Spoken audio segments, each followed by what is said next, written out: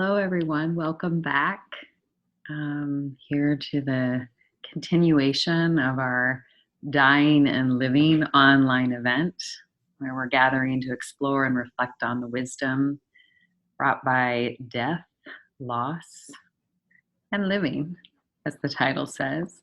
My name is Lynn Murphy, and I am delighted to be here today in conversation with Elisabet Sahtouris. And hello, Elisabet. We're just meeting here in our Zoom land.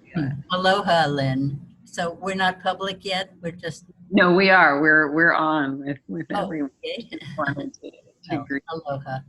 Yeah.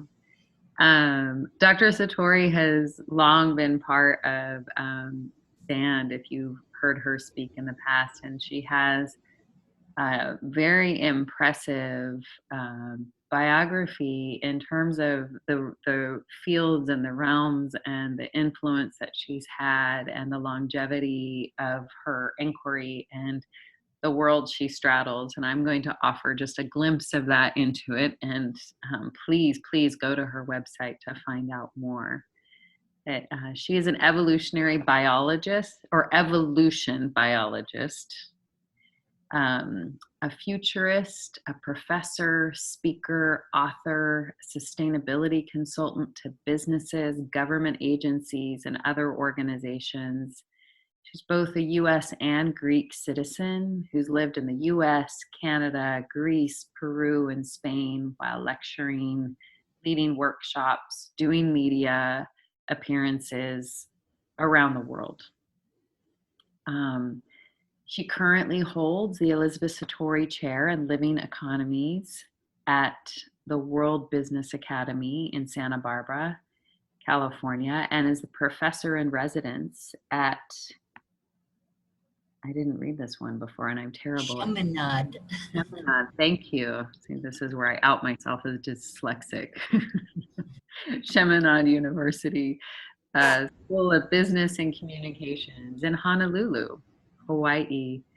And her work spans across many disciplines, that it really, a lot of it has been dedicated to showing the relevance of biological systems to organizational design in business and governments, and indeed in globalization. And she's written a few books, and the most recent one is Earth Dance, Living Systems and Evolution. And I also wanted to just highlight if you looked at the SAND event, there was a paragraph about Dr. Sahtouris on the side, which I thought was just beautiful to open and invite us into this today, which says that at 85 and with 5 great grandchildren, looking back on a long life of a cosmic snoop investigating Earth within the cosmos, she's never found a better description of evolution than that of the Greek philosopher and scientist. How do you say his name the best? Anaximander. Fantastic. Anaximandros. Who said, everything forming in nature incurs a debt which it must repay so that other things may form. That is the essence of living and dying. And she is now more than interested in her own recycling to that graduation called dying. So with a warmest welcome and a little bit of fangirl energy, I turn it over to you, Dr. Sahtouris. Thank you so much, Lynn. That was lovely of you.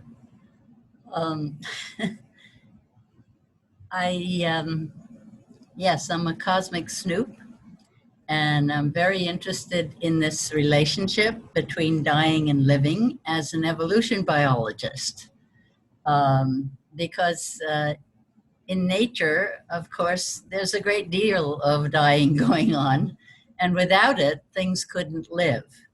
Actually, that quote by Anaximandros, the philosopher, was, "Everything that forms in nature incurs a debt which it must repay by dissolving so that other things may form. In other words, it clearly states that dying is essential to living. If we just kept creating new things, if nature just kept creating new things without recycling, it wouldn't work at all, would it? And all of us have actually had a good deal of experience with dying all our lives because, as a biologist, I'm very aware that my cells are constantly dying. Thousands, maybe millions every day die out of these 50 trillion or so that make up the you. And the you who you were when you were 5 or even 10 years ago uh, is gone. It's dead. It's died. It has been recycled. And so everything about you actually is new in every split second. Because while they say on the whole you have a completely new body every 7 years, the fact is that the cells are completely dying that rarely, but the molecules within the cells and the atoms within those and the particles with those, each of those dies to live faster and faster and faster. So technically we are completely remade in every split second. So lots of experience ourselves with death. Now, science became our authority on reality, as you all know in this audience. And when it split off from the church, it made a kind of deal with the church that the church gets all of the spiritual soul stuff and science sticks with the physical. Well, I like to use the metaphor of a keyboard for reality, for the universe, for yourself, anything within the universe is made up of vibrations. It's one of the few things that quantum physics and Einsteinian or standard model physics agrees on is that the universe is all vibrations, right? And of course, the quantum physicists couldn't explain their own results through the worldview that they were trained in, the Western scientific worldview. And all of the founding fathers of quantum science publicly acknowledged in writing that they had taken their worldview from Vedic science in India in order to explain what they found when they broke through physical reality into the non-physical. Now, I like to use the model, the metaphor of a keyboard, therefore, for the universe, a keyboard of vibrations. Imagine you're sitting at a piano keyboard that extends infinitely in both directions. And so the low keys, the denser vibrations, are the realm of matter. And in the middle keys, I call that the section of the keyboard that is about energy, like electromagnetic energy. Western science originally only believed in matter. And then as they were able to measure electromagnetic energy, at least certain aspects of it, it was brought into their reality. And Einstein then showed us that you can transpose this music up and down the keyboard, that matter is energy, energy is matter. That's what EMC squared is about, right? So they get stuck on the keyboard at around 0 point energy because part of the Western science axioms or worldview, basic belief system, concept of the universe is that to be real, it must be measurable with our physical instruments.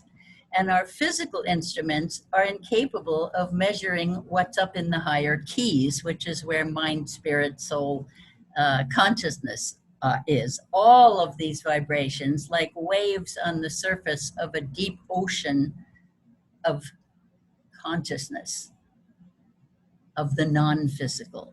So Western science has trouble getting up, deriving the whole keyboard from its end. But Eastern sciences, including Vedic and Taoist and many indigenous sciences, start at the high end of the keyboard looking at the same universe. And they start in the field of cosmic consciousness, let's call it, the I am, the all that is.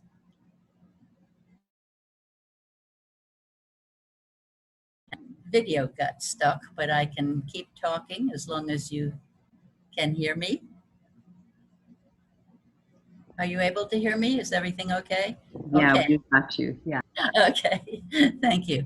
I don't know why that froze there, but anyway, the Eastern sciences look at it from the high end of the keyboard, and so they derive energy and matter just by slowing the vibrations. Now, this is an oversimplified model, but all models are, of course, oversimplified. What it does show you is that we don't have to integrate science and spirit. They've never been separated. And all of nature plays this whole keyboard, including you. You're not a body with a mind, with a soul. You're a body, mind, soul. You can play the whole keyboard from where you are in a physical body. So when we die as a whole person, we lose the low keys, but we continue to play in the very large realm of the high keys, of the non-physical. So one of the worst things we've done to ourselves in our Western science is the authority for how things are, since it took over from the church during the Enlightenment, right? And so as long as it has told us that death and life are something very, very different and something to be afraid of, because you're gone when you die. Oh, I don't want to be gone. We all want to, be there. So I take it to have infinite longevity without needing a body all the time. I'm also a believer in reincarnation. So I'm aware that you don't have to do everything in a single lifetime, and that we get chances to do it over and over in different ways. I like to think that our entity or soul is like a lotus flower, where the entity is the flower and each petal is one of the vibrations. Because there are two interesting things that my science that I was trained in, and which has become the dominant global science, as we all know, doesn't allow for uh, uh, multiple incarnations at once. It couldn't handle that because it ignores the fact that it is always now, that none of us have ever been out of now. So in deep reality, it's always now, and you can have a meditation. I used to do this playing a drum and call in other incarnations to sit with me and say, am I doing my part? Am I on track here for what we are jointly trying to explore in this amazing universe? So Eastern and Western sciences can have completely different views. One saying matter gives rise to consciousness, the other saying consciousness gives rise to matter, because they don't realize they're playing on the same keyboard. So I find that a very useful metaphor. And I love the idea that everything has to dissolve in nature for other things to form. I think that's the most amazing single line explanation of biological evolution.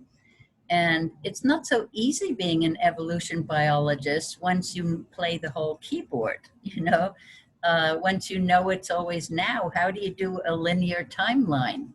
Well, linear time is absolutely essential to our physical world. We couldn't make plans. I wouldn't be here now, and none of you would be here all at the same time on this device, on these various devices that bring us together, if we didn't have a timeline to work with in it. So these are just a few basics that I wanted to get across at the beginning. And now, Lynn, you can ask me whatever you like and put in your 2 cents if you want.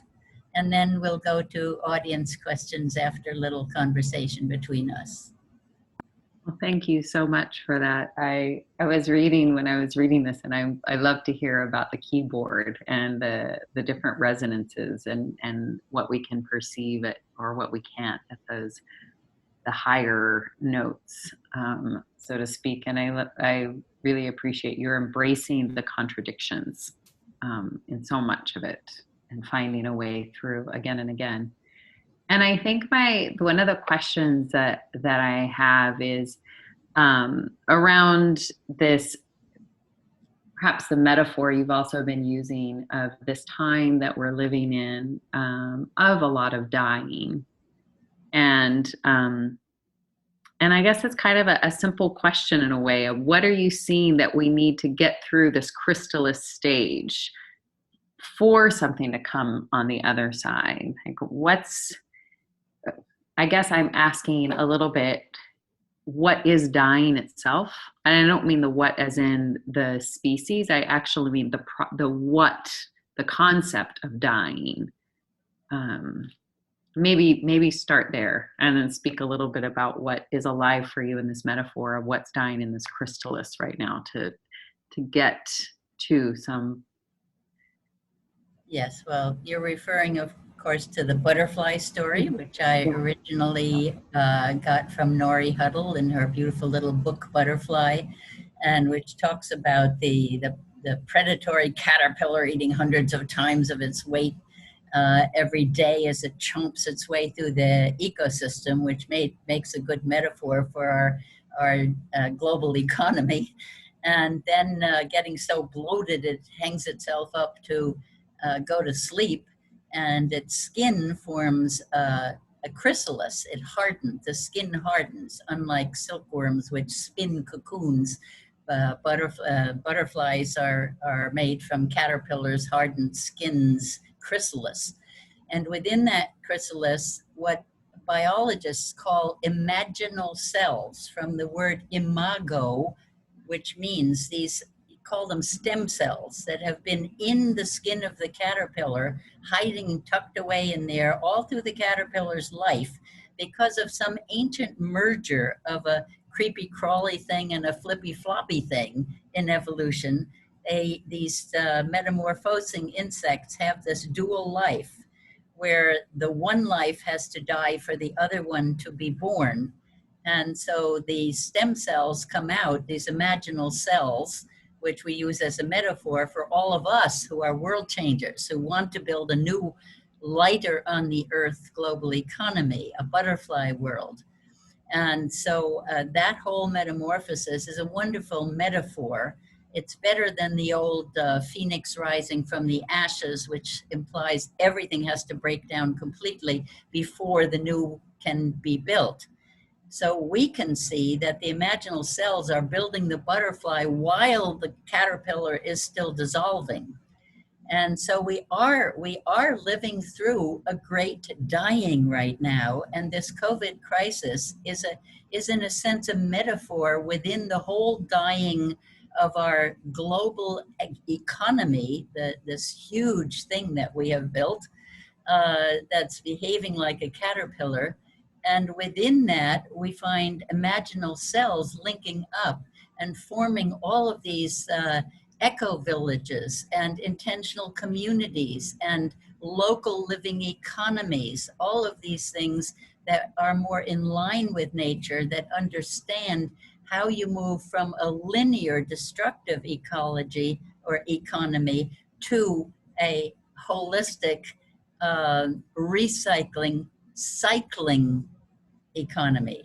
And as an evolution biologist, I discovered a maturation cycle in evolution where species start out very competitive and through a lot of hostilities, being very creative in its inventions.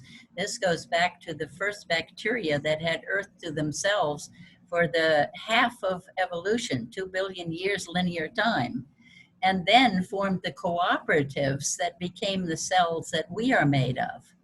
And when those cells were first formed, they were new on the planet, so they had to go through a long, youthful mode of competition before they built multi-celled creatures as their cooperatives. That took another billion years. So we see this repeating cycle in evolution where the mature phase is highly cooperative. And of course, we humans live cooperatively in cities up to billions of people living, or hundreds of millions of people living in cities, billions of us united in things like technology and space cooperation and financial cooperation, and so many ways that we cooperate all day long, and yet we were given only the Darwinian story, not the cooperative part of the story. So again, to me, the dying of the caterpillar is welcome if you get a butterfly out of it. One of my favorite cartoons is a couple of caterpillars looking up at a butterfly, and one caterpillar says to the other, "You'll never get me up in one of those things." uh, Famous last words, eh? So I don't know if that has answered your question, Lynn, but we are living through a great dying. And you can look at the COVID crisis in the same way as we looked at other things from either end of the keyboard.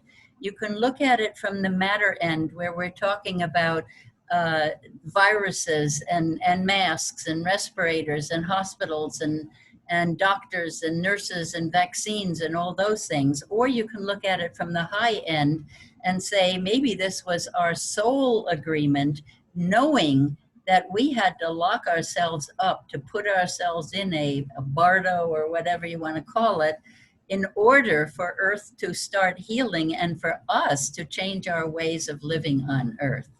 So I like to think that we have perhaps done this as an intentional soul agreement. But if that is the way we're going to look at it, then we really, really have to get serious about how do we come out of this, or will we be let out of this crisis? And if not, how will we behave? Very big questions for us to answer now. Yeah, thank you for that. Leads me to so many different questions, but I'll ask maybe one more and then ask for others to come out and join us in this conversation. And I'm thinking about a couple of different things. And one, in your bio, you said that you're a great grandmother of 5. And I was thinking about, what would be the wisdom that you would want to pass on to them? Like, what would be the compass that you would give to your great grandchildren? Or what do you imagine if you were to give them a kaleidoscope, little glimpses into some sort of adjacent future you might gift your great grandchildren right now? Yes, well, I actually wrote an essay for a new book by the evolutionary leaders, in which I wrote a letter to my 5th grade grandchild, who is now 2 years old, for her to read when she's 16. And so I figured by that time I will be gone, and her generation will have to pick up the pieces that we have turned this world into, the difficult situations of the climate change, and which is to me the biggest thing on our human agenda and not being taken nearly seriously enough. And one of the pieces of advice I gave her was that I would understand completely her generation having a great deal of anger at what they have inherited, and that anger can be a healthy emotion that you can transmute into something else. And it came from a poem that was written to me back during the Vietnam War, when I was beating my head against the wall in anguish and agony and anger at napalm children in the first televised war in history, and not knowing what to do with that. And the line in the poem was, "Somewhere the tears and the agony are stored into the chest of thunder." Somewhere the tears and the agony are stored into the chest of thunder. That was a message to me saying, energy is energy, emotion is energy. You can transform a negative emotion into positive action. You can become thunder in a positive way to work on changes in your world. And so I have taken that as very good advice all my life. And I think it may be even more important advice coming up for these generations, like my great grandchildren, in the world that they are inheriting. And the other thing I like to say to young people is, even if there is huge decimation of the human population due to this change, we've been through a dozen ice ages as humans, but we've never been through a hot age. And I remember Jim Lovelock saying to me in the 1980s, pray for the ice age we're due for, Elisabet, because if we're tipping this into a hot age, it'll be harder to survive.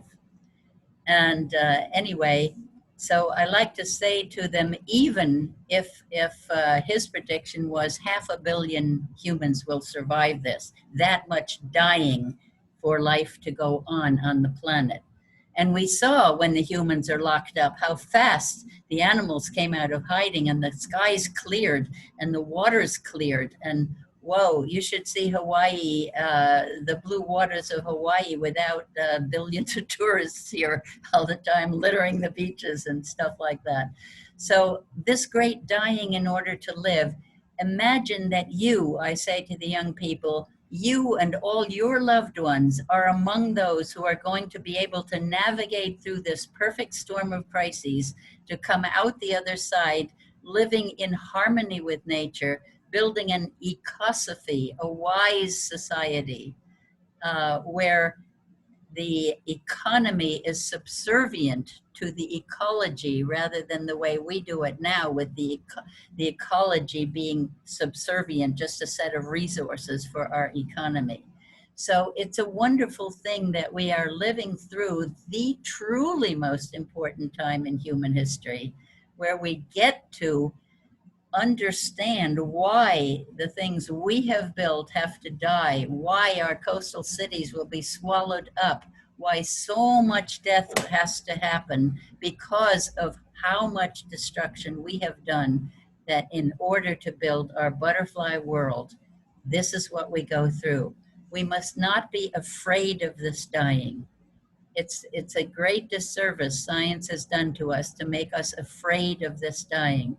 And when I get recycled, I can't wait to help and see what I can do from the non-physical, from without having the body that I have to constantly worry about maintaining, feeding, and all those things. Can I flit around and help here and there? What can I nudge? So that's how I maintain my optimism despite being a realist about what's going on.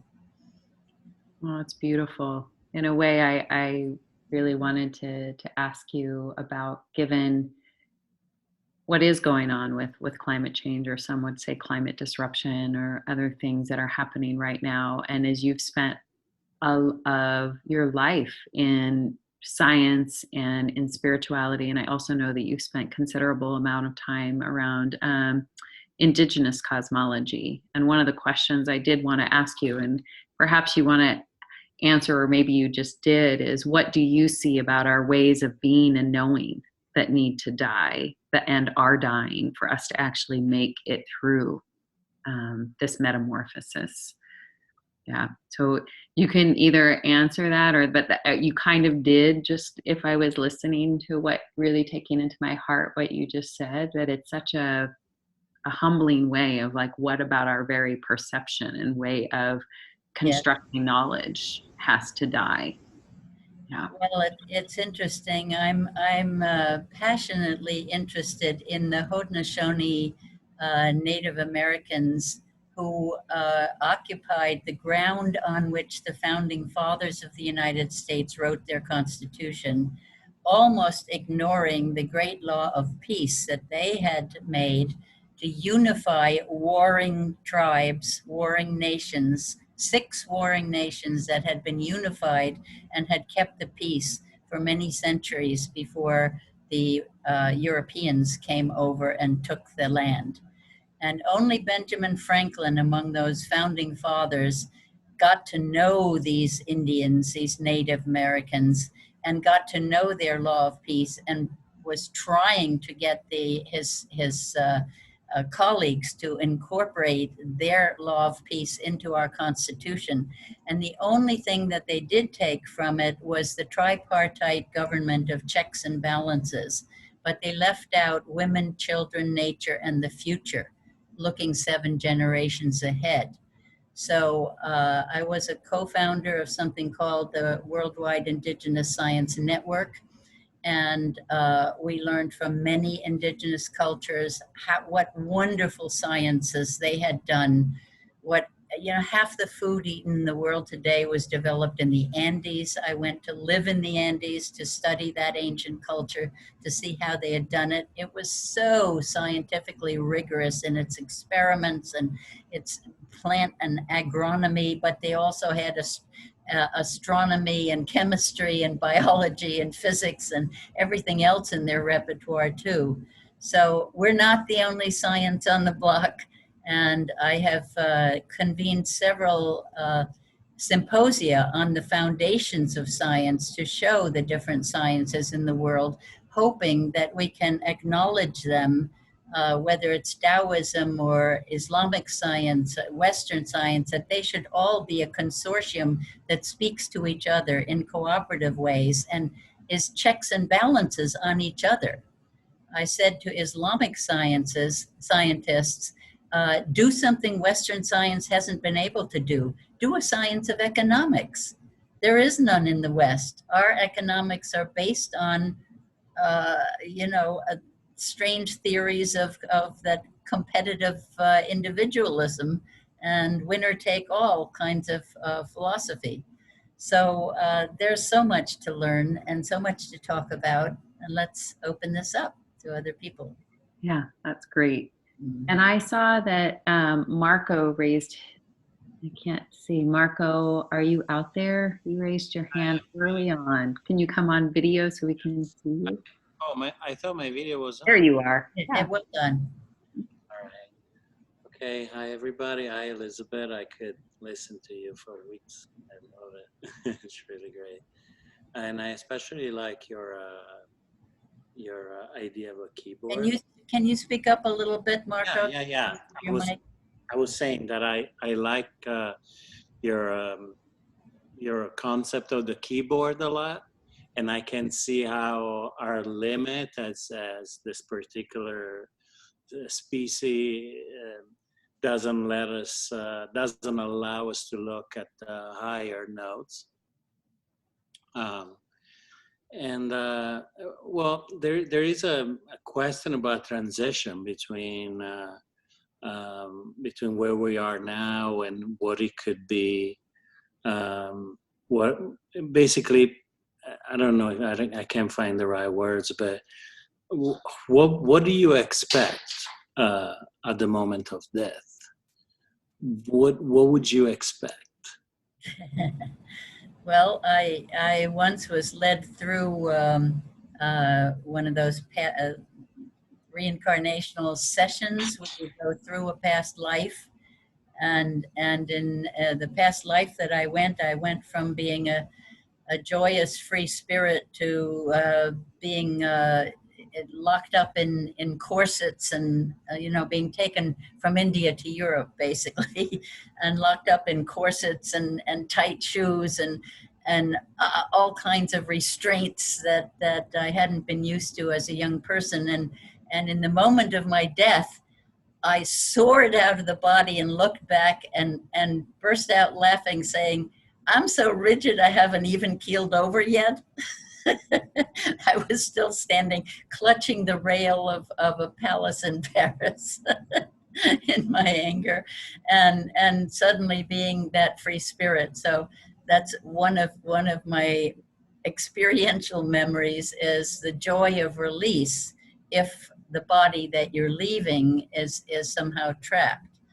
I'm working hard on inner healing of spinal stenosis, which causes chronic pain and things like that.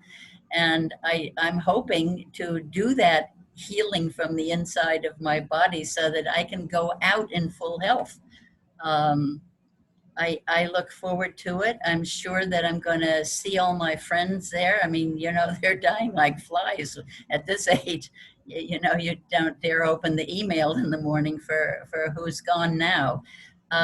Although, you know, I then try to talk to them in my meditations and stuff, and I see they're always like doing loop-de-loops in their new wings in one way or another, trying desperately to let the loved ones know that they're just fine. I also belong to a group of scientists, oddball scientists, who have been meeting for over 20 years at the Salk Institute. And 4 of our members over the years have died, and we contact them whenever we meet to see what they're doing on the other side. So there you go. Thank you for the question, Marco. Or did you have more? Yeah, no, the way you're illustrating this,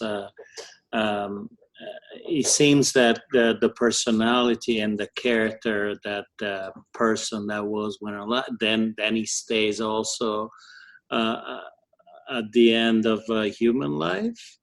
To a certain extent. And that's a choice, I believe, when you die. I'm a great fan of Jane Roberts' Seth books. Seth was an discarnate entity speaking through Jane Roberts through many books. And when he talks about it, he says, your dreams are the closest thing that you can experience in this life to your death. Because, you know, in a dream, you think table is there, right? It's like there's no, in a way, I've come to see being in the physical as a way of slowing down the co-creation of things, where you have to actually construct the table in the laborious process that you all know that involves. And when you die, you're free to choose your appearance. You can play around with this any way you want, according to Seth. And he tells a lovely story of a Jewish man who died in great guilt because he had actually loved Jesus as much as Moses. And he died in this conflicted state. And so Seth says, so, you know, I got on one cloud as Moses, and my friend got on another cloud as Jesus. And we staged this argument with each other as he came across, and then made up and hugged each other so the man could get on with it.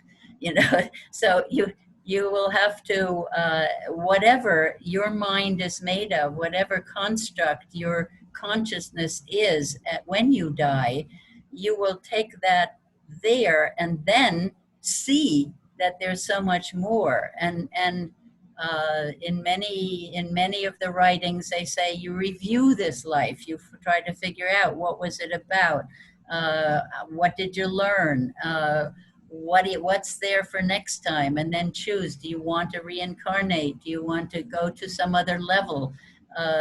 You don't have to have any kind of a body, or if you want to, you know, be gluttonous and eat the most wonderful meals for a while, as long as that amuses you, you do that. And then you get on with whatever it is in whatever form or formlessness is appropriate. Then we don't know it all in the head, and I don't want to know it all ahead, but I assume that there will be lots of conversation and reviewing and dialoguing and figuring out what's next. Thank you. Do we have other questions? I think yeah, we have time for probably one more. And Carlos put in the chat, if you want to ask a question, you just go up to underneath the participant list and you raise your hand, or you raise your hand in it, put the instructions. While you're looking for one, let me mention that, you know, every time we go through another year, we go through the seasons, we understand the dying of the winter incubation period before the rebirth in spring. And, you know, we've so been taught to fear death that we don't see it all around us. We don't look at the funguses that recycle everything, and the bacteria. We're doing a crazy thing by killing off. Here's a bad aspect of death happening right now. We are killing off the micro world that we're absolutely dependent on. 30 years ago, when antibiotics were fairly new and spread all over the world, I said, we're shooting ourselves in the foot by trying to kill off all bacteria as though they're all bad. It took us 30 years to recognize that our immune systems are run by our gut bacteria, and that our gut bacteria are responsible for our health. And every health professional knows this, and they should be teaching us and fighting for a healthy food supply in the whole world. And instead we have companies making huge profits by poisoning our food supply. Glyphosates, Roundup, was invented by Monsanto, patented as an antibiotic, an anti-life drug, chemical. And that is sprayed on all the grains and veggies, while the antibiotics are directly fed to all the horrible factory farmed animals. So the entire food supply is poisoned, and they make huge profits from it. This company, Bayer, which now has eaten up Monsanto, okay? And then they sell us pharmaceuticals because we get sick from the bad food supply. Now, there's something wrong with this picture, and we're doing the same thing to viruses now that we did to bacteria then. Complete failure to understand that we are as dependent on viruses as we are on bacteria, that very few of them cause us trouble, and that we've got to get in sync with that entire microbial world rather than trying to wipe it out, which is simply causing suicide for our species. Mm-hmm. Bad move. Not the way to face a pandemic. Pandemic, yeah. We know a healthy immune system is the best defense against COVID. Mm-hmm. And the health profession does nothing to ensure a healthy food supply. Instead makes profits by poisoning the food supply and then selling you pharmaceuticals. I don't know how to deal with this anymore. I can only watch in amazement this death process that we're inflicting on ourselves in all the wrong ways, when it should be something so beautiful. Sorry. No, that was great. I was reminded, I have a friend who's actually writing a book with Raj Patel about that very topic of what's gone on with our food systems and how inextricably linked it is to our healthcare. So more on that. We don't have a healthcare system. We only have a sickness care system. Yeah. And it profits from our illness. Yeah. Not good.